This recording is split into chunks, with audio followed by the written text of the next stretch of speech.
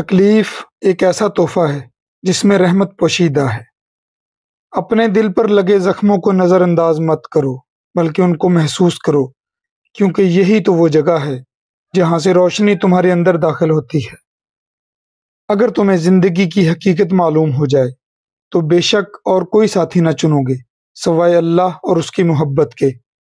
یاد رکھو، جب تک اپنی نجات کا یقین نہ ہو کسی گناہ گار کا مذاق نہ اڑاؤ۔ کیا تم نے کبھی ایک بیج کو زمین پر گرتے دیکھا جو نئی زندگی کے ساتھ نہ اگا ہو؟ تو پھر تمہیں اس بیج پر کیوں شکوہ ہے جس کا نام انسان ہے؟ عاشق کی عید محبوب کا دیدار ہے، اور یہ دیدار اسے دنیا میں 2 مرتبہ نصیب ہوتا ہے۔ پہلی بار جب اس کی ماں مرتی ہے، اور دوسری بار جب وہ خود مرتا ہے۔ اپنے دل کو تب تک ٹوٹنے دو جب تک یہ کھل نہیں جاتا۔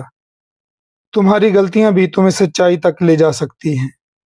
جب آپ کو پروں کے ساتھ پیدا کیا گیا ہے تو پھر ساری زندگی رینگنے کو ترجیح کیوں دیتے ہو؟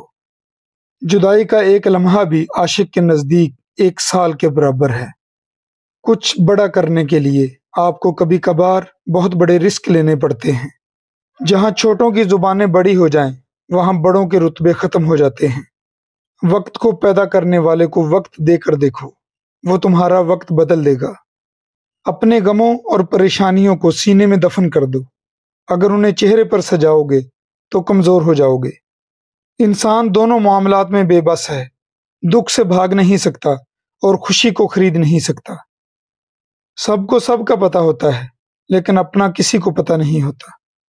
غربت خیرات سے نہیں، انصاف سے ختم ہوتی ہے۔ اللہ کی دی ہوئی ڈھیل کو اپنی چالاکیاں مت سمجھو۔ جس دن اس نے رسی کھینچ لی، منہ کے بل ہی گرو گے۔ بعض دفعہ کچھ لوگ اپنے بولے ہوئے الفاظ کی وجہ سے ہمیشہ کے لیے دل سے اتر جاتے ہیں۔ معلوم ہے لاش پانی پر کیوں تیرتی ہے؟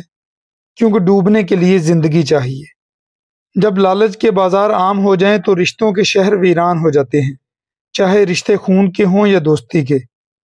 دنیا میں کچھ حادثے ایسے ہوتے ہیں جو سمجھا دیتے ہیں کہ ماں باپ کے سوا کوئی مخلص نہیں ہوتا۔ کوئی بھی پتھر ہتھوڑے کی آخری ضرب سے ٹوٹتا ہے، لیکن اس کا مطلب یہ نہیں کہ ہتھوڑے کی پہلی تمام ضربیں بیکار گئیں۔ اسی طرح کوئی بھی کامیابی مسلسل کوششوں کا نتیجہ ہی ہوتی ہے۔ کسی کا دل اتنا مت دکھاؤ کہ وہ اللہ کے سامنے تمہارا نام لے کر رو پڑے، کیونکہ ٹوٹے ہوئے دل سے نکلی آہ عرش تک جاتی ہے۔ جب گناہوں کے باوجود اللہ کی نعمتیں مسلسل تمہیں ملتی رہیں تو ہوشیار ہو جانا کہ تیرا حساب بہت قریب اور سخت ترین ہے۔